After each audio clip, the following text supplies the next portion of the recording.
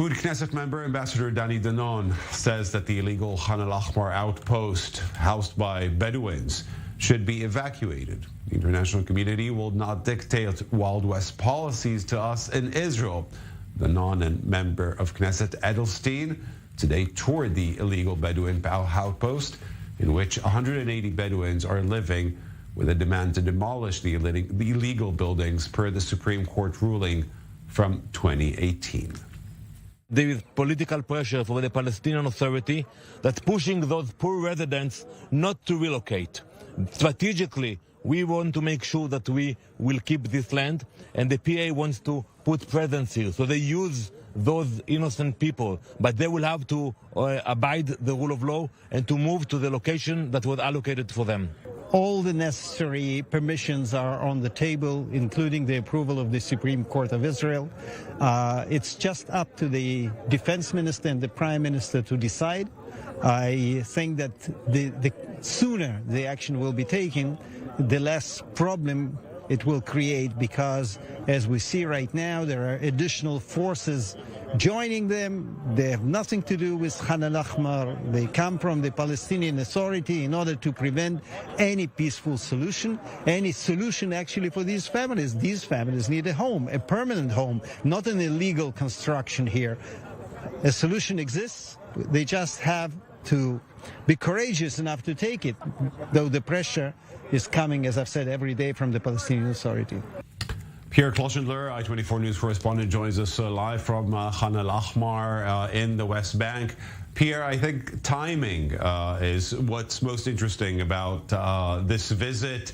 Suddenly, there is a haste to dismantle this little outpost. And this comes after, on Friday, an illegal settler outpost, Jewish outpost in the West Bank was dismantled, right? Absolutely.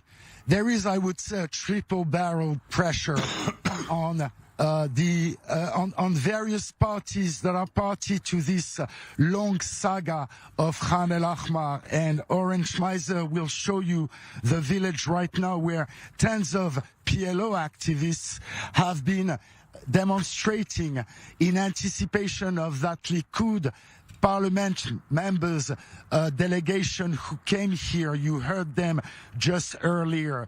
The thing is that there is pressure, of course, on the Palestinians to show determination, that Israel is keen in evacuating this settlement, which is on a very strategic place for Israel in the West Bank, because it bisect, in a sense, the northern part of the West Bank with the southern part of the West Bank, and also controls the entrance of Jerusalem. But there is also pressure and determination shown vis-à-vis the international community, because the international community has said that in case that village was dismantled and the residents, the 200 residents, were transferred to another location, that would be tantamount to a war crime, according to the fourth article of the Geneva Convention. And finally, there is pressure on Prime Minister Benjamin Netanyahu that there is no double standard. As you mentioned, an Israeli wild outpost was dismantled twice since Friday, but the right-wing members of the coalition are protesting to the fact that many illegal buildings have been procreating, in inverted comma, within the Palestinian territories, and also within Area C, which is under full Israeli civilian and military control in the West Bank.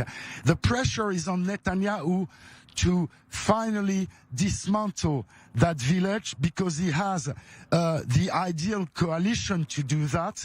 On the other hand, the diplomatic pressure is something that Prime Minister Netanyahu is very sensitive to. Hence, in 2018, the Supreme Court already ordered the evacuation of Khan al-Ahmar, conditional to the fact that there would be provided another location in the West Bank, in Abu Dis actually, which is one of the suburbs of Jerusalem. But the residents are refused, and Benjamin Netanyahu relented and did not evacuate that village due to international pressure. There's been successive Israeli governments since then, and nothing has been done. There's been delays upon delays. Pierre, it's interesting. Yeah, Netanyahu hasn't done anything, and it's interesting that we actually see some of his, I would say, opponents in the Likud coming today. We're talking about two members of Knesset that are not ministers.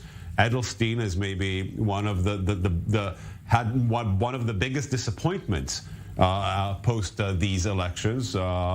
He's not chairman of the Knesset, he's not a minister, and now he's coming to remind Netanyahu, here, you haven't done that before, it's time to do it, and according to a ruling by the Supreme Court.